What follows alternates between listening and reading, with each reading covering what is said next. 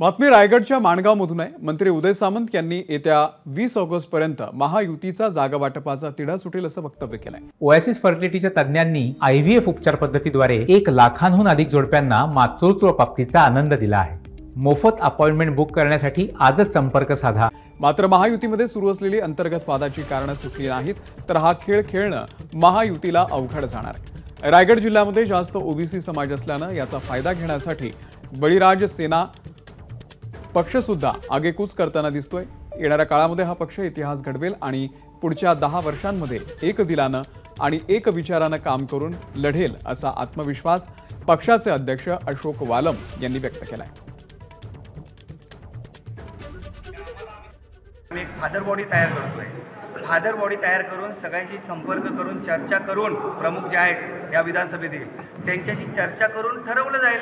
शेवटी समाजाचा उमेदवार द्यायचा आहे आणि आमच्यामध्ये कोणामध्ये असा भेदभाव नाही आहे, कोणामध्ये तू मैमै नाही आहे। सगळे जे प्रमुख लोक ठरवतील त्याला आम्ही उमेदवारी देऊन त्याला निवडून आणणार। एबीपी माझा, उघडा डोळे बघा नीट।